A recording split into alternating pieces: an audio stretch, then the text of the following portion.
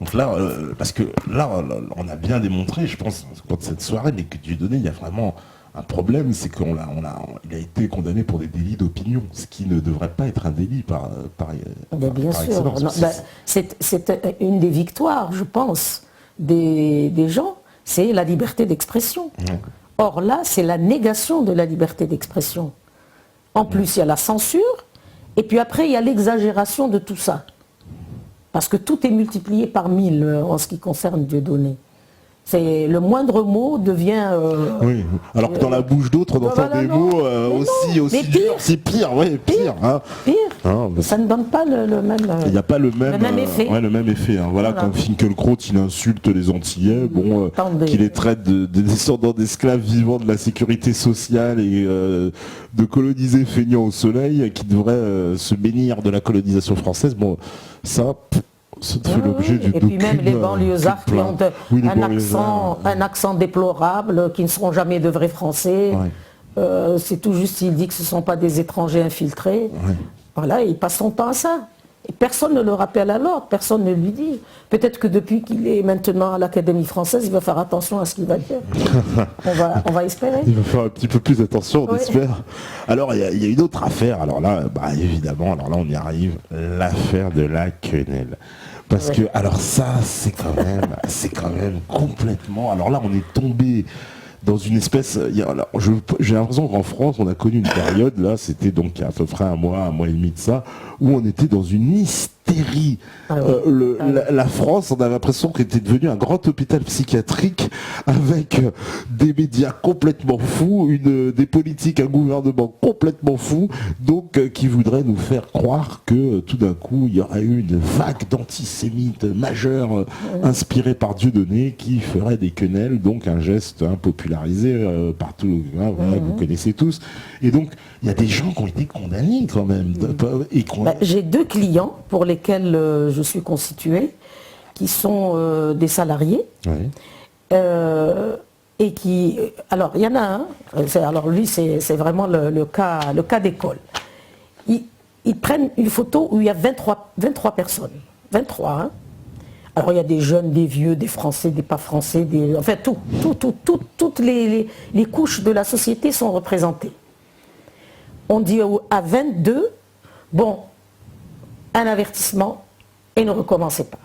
Allez, vous pouvez partir travailler. Ils en choisissent un, c'est mon client.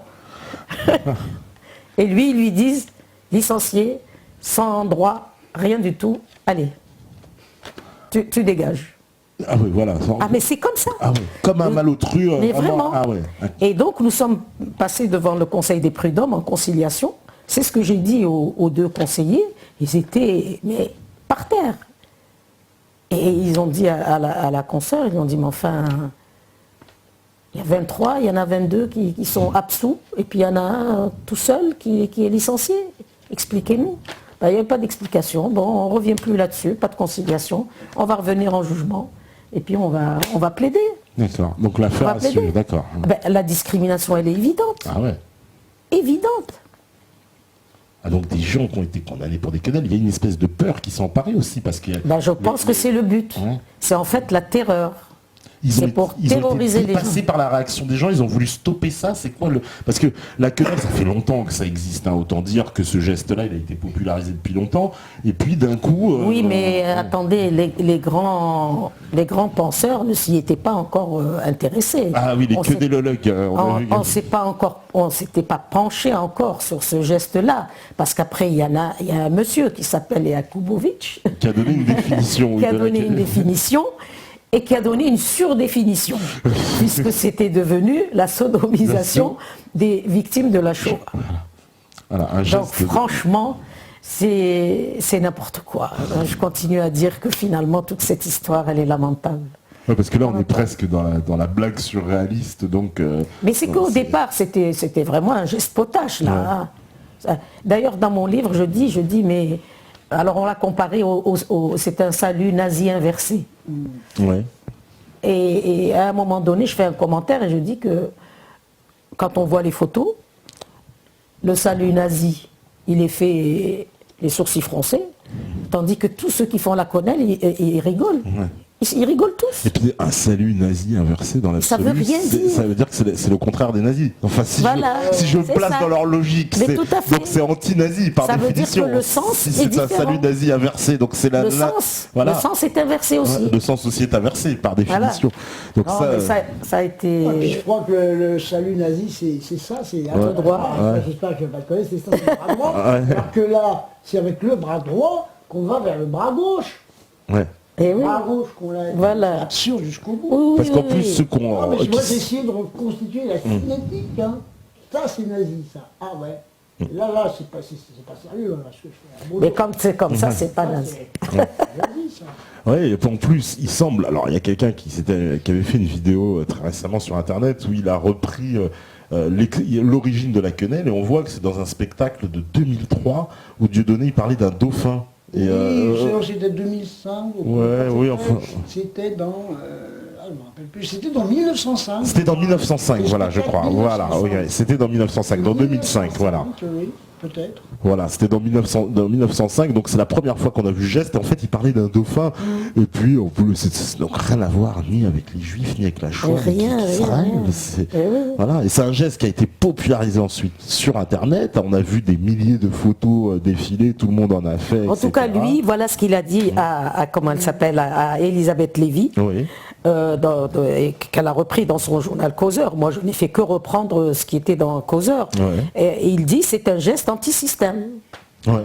Voilà, c'est un geste Mais les gens anti-système. l'ont interprété comme ça. Moi, Et tout le monde l'a interprété ouais. comme ça, sauf les gens de mauvaise foi qui, encore une fois, veulent utiliser un moyen pour l'abattre. Donc, parce Voilà, que, c'est tout. Donc c'est vrai, en plus ils sont on connaît cette affaire avec Alain Soral où il est devant le mémorial de la Shoah à Berlin et puis on a voulu, je ne sais pas d'ailleurs où est-ce que c'en est, quand on le recevra on lui demandera s'ils sont toujours derrière lui sur cette affaire.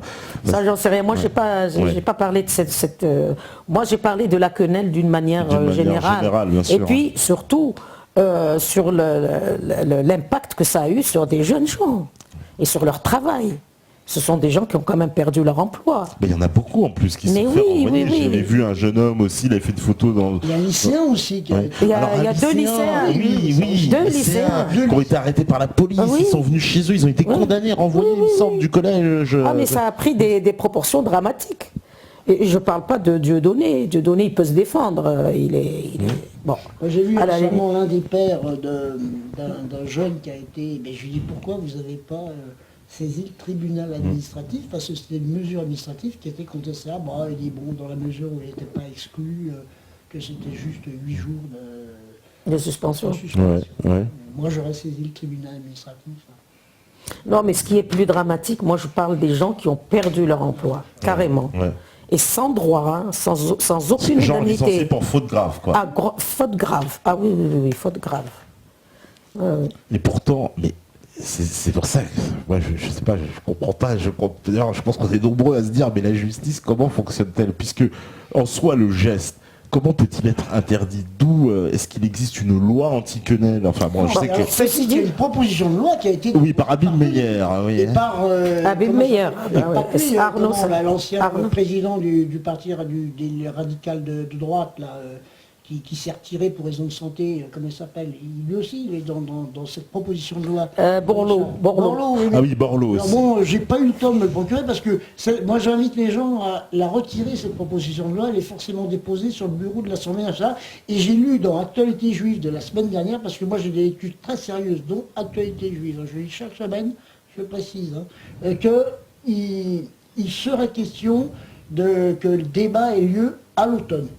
Sur cette proposition de loi. Donc c'est toute... ils n'ont pas lâché l'affaire. Non, la proposition parce que ceci dit, lorsque nous avons, comme je vous dis, lorsqu'on a comparu en conciliation, les magistrats n'étaient pas tellement convaincus du bien fondé de la chose. Hein. Donc la justice, pour le moment, ne s'est pas prononcée sur cette histoire de connaître. En tout cas, la justice prud'homale, parce que moi je suis plutôt spécialiste des prud'hommes. Donc c'est ça.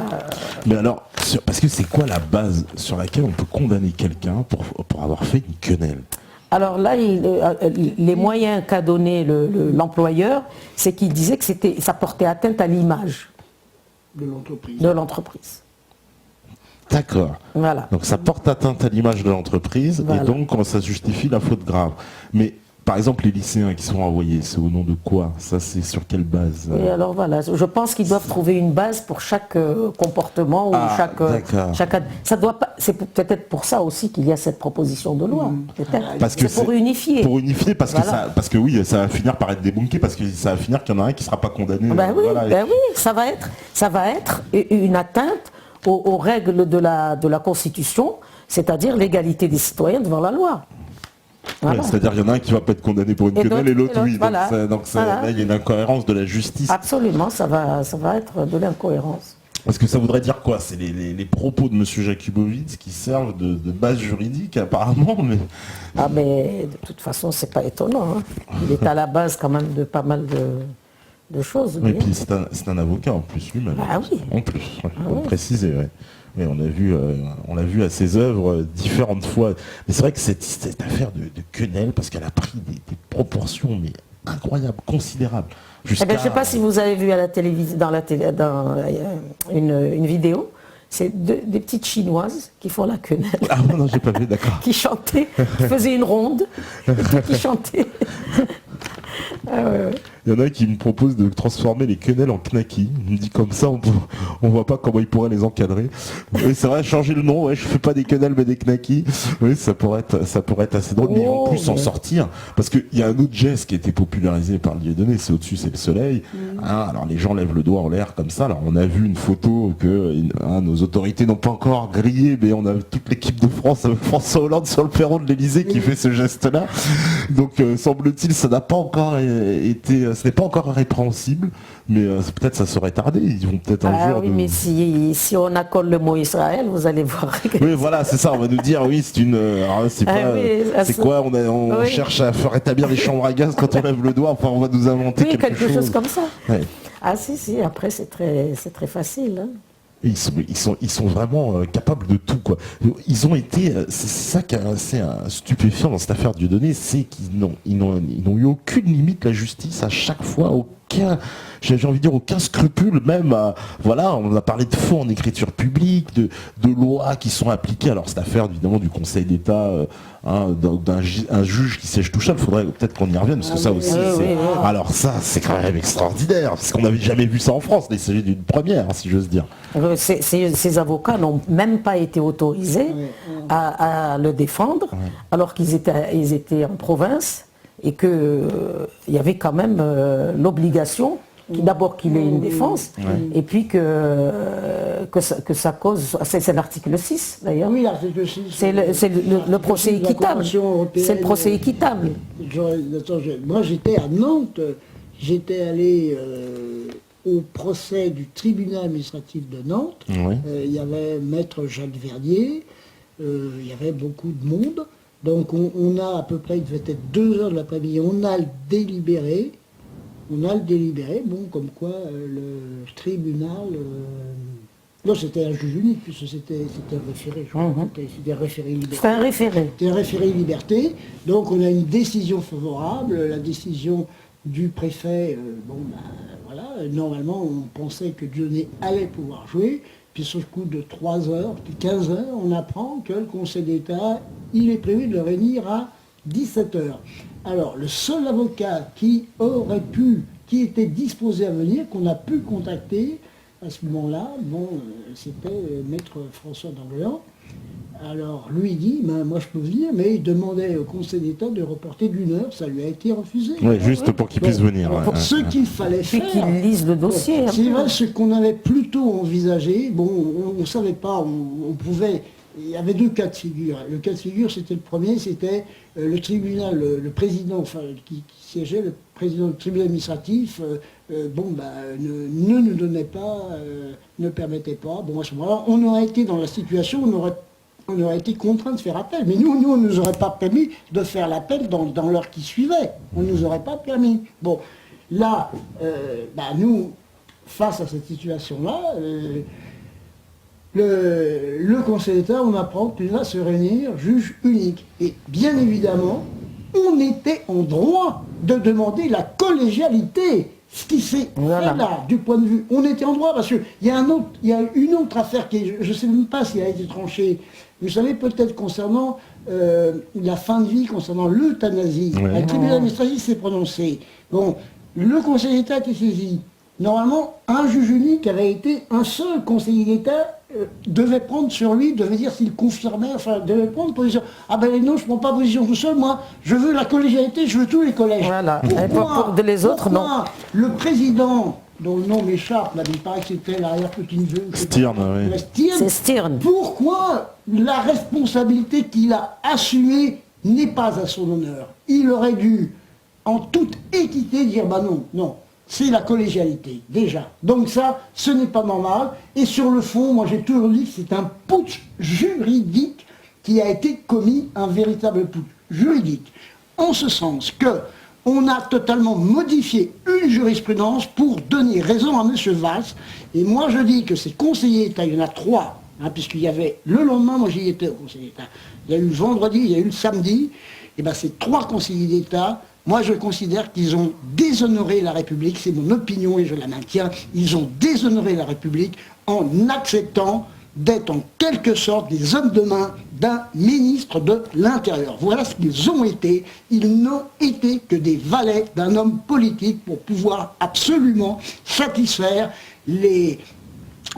cette âme, cette haine qui caractérisait M. Valls, qui avait déclaré déjà à l'université d'été qu'il allait régler ses comptes à Dieudonné et à Alain Soral. Donc c'est un lynchage, et je dis c'est un putsch juridique.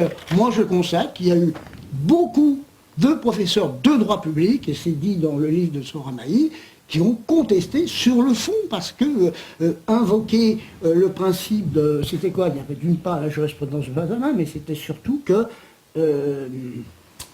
Deuxième point, là, puisqu'ils ont fait référence à la jurisprudence du jeté de nains.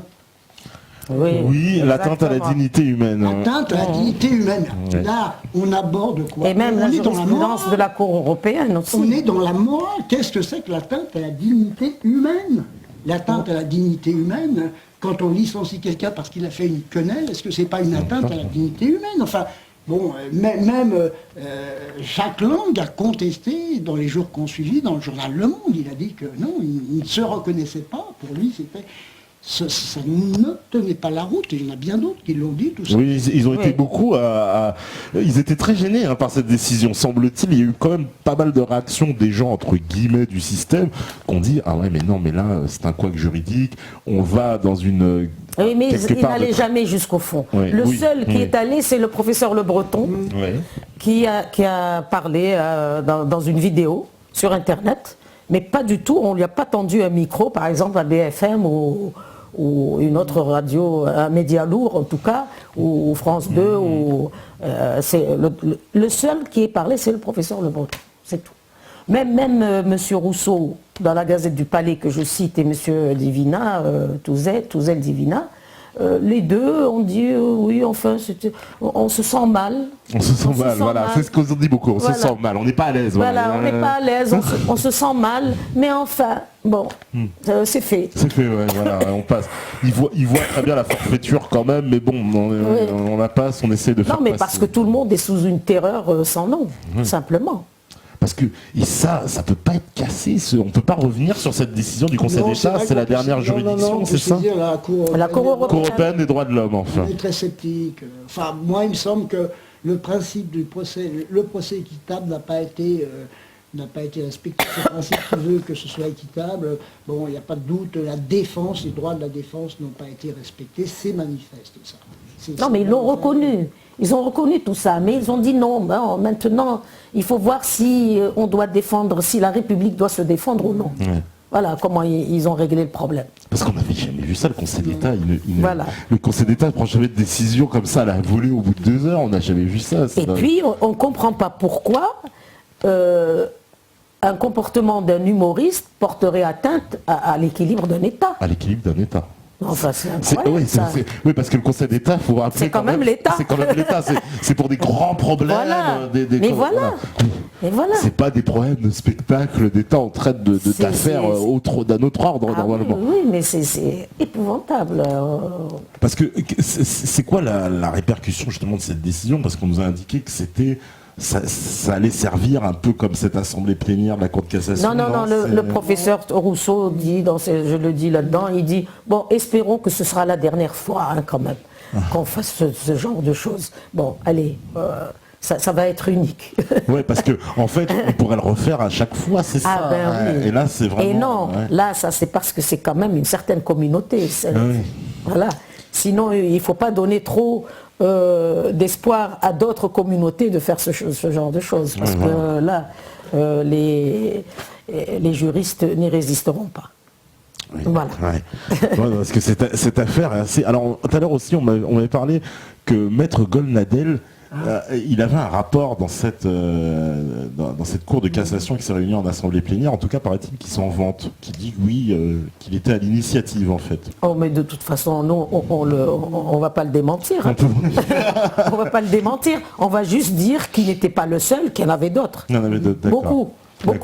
Arnaud Klasfeld, Jakubowicz certainement, et puis d'autres. Mais ça, on va dire, on va pas pinailler là-dessus. Et vous avez pas eu il n'a pas eu de problème avec les Femen, Dieudonné? Enfin, pas encore, non, je sais pas, non, ça va. Non. Elles sont pas venues au théâtre de la Madore crier, non, je sais pas. Et elles risquent. Peut-être un jour, ouais. C'est nul. Elle risque. On me demande aussi, oui, ce qu'il en est, c'est vrai, de l'argent qui a été récupéré chez lui, ils l'ont rendu, on ne sait pas, non? Non, à ce jour, l'argent, non, il n'a pas été restitué. Il n'a toujours pas été restitué, d'accord. Donc, affaire, dis donc, il y a vraiment encore beaucoup d'affaires à suivre au niveau de Dieudonné, qui sont voilà, on me demande d'ailleurs, oui, c'est vrai, les suites de l'affaire d'Angléan, parce qu'il y a eu des nouvelles aujourd'hui. Hier, la Cour d'appel, pôle 2, chambre 1, a rendu un arrêt rejetant la récusation que Maître François d'Angléan a fait en ce qui concerne moi je dis toujours, le pseudo-conseil de discipline qui était là pour le juger. Alors en plus, ce que l'on sait, et c'est une quasi-certitude, pour ne pas dire plus, une certitude, que parmi les avocats qui siégeaient, certains n'avaient réellement aucun titre, en ce sens que c'était de véritables figurants, c'est-à-dire qu'ils ne faisaient même pas partie des gens qui étaient habilités, qui pouvaient être habilités pour avoir à connaître de ce genre d'affaires. Et la Cour, elle a rejeté. Elle l'a rejeté, ne répondant quasiment à aucun des arguments. Je peux dire aussi que le jour de l'audience, Maître François d'Angléan n'a pas pu avoir connaissance d'au moins 2 pièces. L'une, c'est une note du bâtonnier du 93, une note à charge, je suppose. Il l'a demandé, il ne sait pas ce qu'elle contenait, on n'a pas voulu le lui donner. Et si je ne m'abuse, je ne pense pas me tromper, c'était la présidente, madame, peu m'importe, le nom m'échappe, qu'on a croisé d'ailleurs hier. Van Runbeck, c'était madame Van Runbeck qui était présidente. Et d'autre part, on ne lui a pas non plus communiqué, alors c'était une pièce du parquet, ça devait être le réquisitoire du parquet. Donc, alors que toutes les pièces du dossier doivent lui être communiquées, c'est contradictoire. C'est pas normal, quoi. Alors donc il les a récusés. N'empêche qu'étant récusé, la présidente, madame Van Runbeck, a quand même hier signé un arrêt où elle fait fi de la récusation dont elle a été l'objet, et bien évidemment, elle rejette la suspicion qu'a faite enfin la récusation qu'a faite Maître François Danglars. Mais je comprends pas. C'est absurde. C'est absurde. Quelqu'un qui n'est pas avocat, il siège dans une juridiction, il ne peut pas être accusé. Mais alors moi aussi, je vais aller Non, siéger. ils sont avocats, mais ils n'ont pas de qualité. Ils n'ont pas de qualité, voilà. Voilà. Et ça, Mais ça ils peut sont se prouver, avocats. Ils sont parce que avocats, Maître ils étaient Danglars- avocats, Ah, mais il a c'était pas des prouvé. faux avocats, c'était pas des faux avocats. Oui, parce que- Oui, c'était des oui, vrais oui. Mais avocats. il n'avait pas de qualité pour Voilà. pouvoir siéger dans le cadre d'un conseil de discipline qui, de toute façon, Qui est pour nous un concernait. pseudo-conseil de discipline.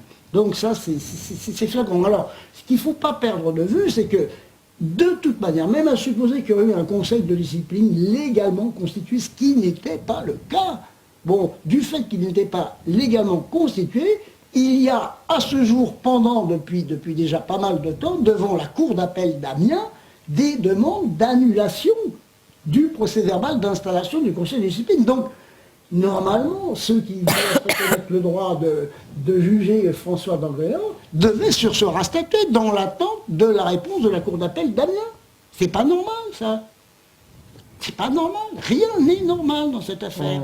Alors, en plus, aussi bien à l'audience que le jour du délibéré, nous ne pouvions pas assister au débat, à la discussion. Ce qui est aussi... dans- C'était une réunion dite en chambre du conseil. J'ai protesté la première fois. On n'a pas pu rentrer, la porte était fermée. La deuxième fois, on a pu rentrer parce qu'il y avait d'autres affaires qui avaient été traitées auparavant. Mais là, on nous demande de nous retirer. Le président, Monsieur Bichard, demande qu'on se retire. Moi, je dis non, Monsieur le Président, je ne me retirerai pas. Je me lève et je lui dis qu'en l'espèce, ce qui doit prévaloir, c'est l'article 6 que je pouvais lire. Il connaissait parfaitement l'article 6 de la Convention européenne des droits de l'homme qui pose le principe de la publicité des débats, sauf dans des cas limitativement énumérés, et notamment, entre autres, ce qu'on aurait pu invoquer, c'est que nous aurions été susceptibles de porter atteinte à la justice. Je ne vois pas en quoi. Je ne vois pas en quoi. Et de toute façon, François Danglars était que les choses soient claires pour tout le monde. Donc, voilà, j'ai élevé une protestation devant la cour d'appel. Oui. Je dois dire que je n'ai eu aucune réponse, si ce n'est que d'une manière un petit peu provocante, l'un des magistrats, parce que j'avais dit code de procédure pénale au lieu de dire code de procédure civile. Alors, je lui ai dit, excusez-moi si j'ai effleuré, si j'ai un petit peu traumatisé votre esprit. Vous aurez. Je ne suis pas un ignorant du droit. Et je suis parti, je leur dis, Monsieur le Président, Mesdames les conseillères, j'aurais pas dit chapeau bas, j'aurais pas dit chapeau bas, j'aurais pu dire chapeau bas, mes respectueux hommages, je me retire. Donc, ah oui, donc c'est pas fini alors cette affaire. Il va Non, se c'est passer- pas fini. Non, il va non, se passer c'est quoi, pas un fini. peu, Alors, alors Ah, il a pourvoi en des cassation. recours. Voilà. Ah, il a des recours. Bien Il y sûr. aura un pourvoi en cassation, tout état de cause. Ah, Et de toute manière, l'action disciplinaire, pratiquement, elle est tombée à l'eau. Hein. oui, Oui, elle est parce tombée qu'il y à avait l'eau. une Parce histoire qu'elle de date, c'est ça, de- prescription. Il fallait faire ça avant les 8 mois. donc, Et du les coup- 8 mois étaient arrivés. Donc en fait, les 8 mois sont écoulés. Ils ne veulent pas reconnaître leur erreur, mais en fait, ils savent qu'ils ne pourront pas le condamner quand même. En Voilà. fait, on est dans une... Ah oui, oui, c'est... Mais nous les croyons capables de vouloir relancer encore une opération contre François. Il en a une déjà. Il est poursuivi devant le tribunal correctionnel pour une affaire à laquelle il est totalement étranger. Il y a une nouvelle affaire qu'on a sortie. Ah bon? Comme si elle sortait d'un chapeau. Il est totalement étranger. Totalement, il n'a rien à voir. Et on l'accuse de quoi? D'injure? Parce que Je j'ai vu me qu'on l'a rappelle- non, accusé je- souvent d'injure, je- sans témoin d'ailleurs. Ça- non, c'est- Et personne se plaint, mais il est accusé. Non, Non, mais c'est... c'est une nouvelle affaire. Il y a encore C'est une autre affaire. Une autre affaire, d'accord. une nouvelle. Il y en a une nouvelle aussi qui est là. Non, c'est quelque chose de... C'est grave, quoi, parce que... Bah, c'est surtout grave pour lui parce qu'il est l'avocat de Dieudonné.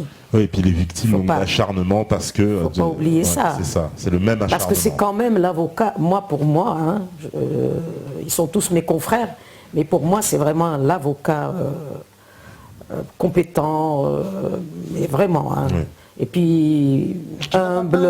Jusqu'au bout. Ah Ok, oui, oui. oui. Il n'a pas peur. Il n'a pas peur parce qu'il ne recherche rien. J'ai vu qu'il était extrêmement désintéressé.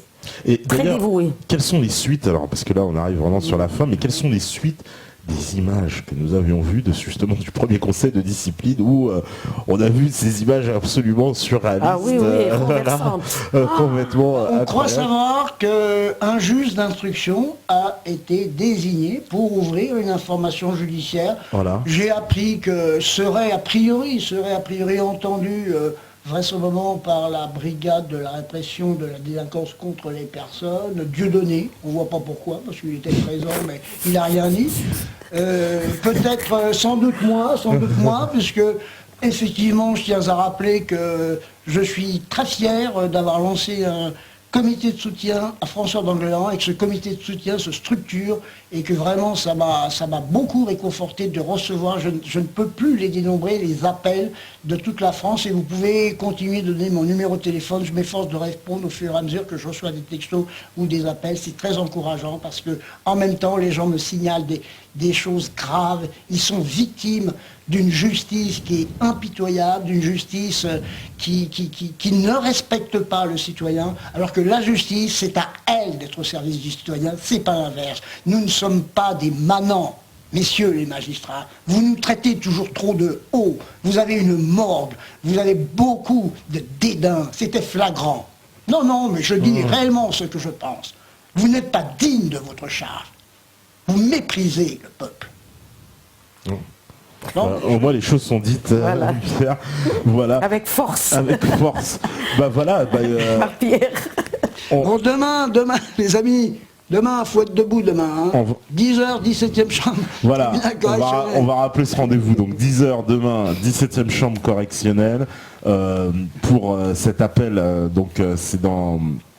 Comment dire, l'affaire toujours de Dieudonné, mais c'est pour quelle affaire déjà? Parce que là j'ai un trou de C'est mémoire. l'affaire, c'est le référé pour qu'il retire la vidéo. Qu'il retire la vidéo. Et surtout qu'il communique le contenu de son Et qu'il prochain communique le spectacle. contenu. Voilà. Donc, Voilà, c'est ça. on a évoqué tellement d'affaires, je suis moi-même perdu. Allez, j'espère quand même que nos adversationnistes ont passé une bonne nuit. Hein, parce que j'ai rien contre vous, sauf que je ne suis pas du tout d'accord avec votre façon d'agir, c'est tout. Vous agissez très souvent comme des voyous. Très souvent. Ils auraient un petit mot de conclusion aussi. Eh bien, moi, ce que je voulais faire, c'était surtout défendre Dieudonné. Parce que j'ai vu qu'il recevait des coups de partout, mais vraiment de partout. Je ne suis pas son avocat attitré. Je ne m'occupe pas de ces affaires qui sont dirigées contre lui ou par lui contre cette communauté particulière, on va dire.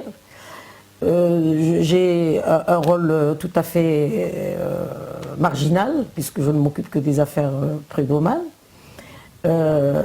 Mais très franchement, en tant qu'Algérienne, en tant qu'Africaine, en tant que femme tout simplement, ou en tant qu'être humain, j'ai trouvé qu'il était quand même l'objet d'un lynchage insupportable. Et puis ça n'a pas de fin. Et il faut que quand même des hommes et des femmes, pas seulement moi ou Pierre, mais d'autres encore, se lèvent et disent basta. Ça suffit, qu'on laisse cet homme faire son travail. C'est tout ce qu'il sait faire. Il sait faire l'humoriste. Il a un don pour ça. Et bien qu'on le laisse faire son travail. Voilà, c'est ce que j'ai à dire. Eh ben, merci beaucoup. Je rappelle qu'il y aura le livre La parole est à la défense qui sort chez Contre-Culture, hein, donc qui sera dans les jours qui viennent. Dans les jours qui viennent. Voilà. Donc voilà, affaire à suivre. Pour nous, on se retrouve demain. N'oubliez pas une émission spéciale samedi pour le Métatour, hein, avec pas mal d'artistes. Il y aura Neglirical, il y aura La Razia, il y aura SKS Crew, il y aura Cherio, donc voilà, et puis des petites surprises. En tout cas, restez bien connectés pour avoir les infos là-dessus. Demain, on recevra Joe Dalton, voilà, pour ceux qui me demandent. Comme ça, c'est fait. Et puis voilà, et puis merci à tous. Alors, il paraît que des fois, je dis les noms, il y en a qui sont fâchés parce que je dis pas tout. Alors 8 de Castor, J-Job, Petax, The Phoenix, Ludorefax, Libertable, Réduit, Shadow Walker, Freeman, Libellule, Lowai, The Phoenix, Scorpion, Camel, QSR, Voilà, tous ceux, Sam Wang, j'ai vu Atomix, Razien, Decus, Octave Curtis, bon bah voilà, tous ceux qui sont sur le chat, on vous salue, on salue les modératrolls, on salue Mike à la régie, on salue tout le monde, et puis vous savez très bien que si vous écoutez ce message, c'est que vous êtes la résistance. À demain, ciao, ciao.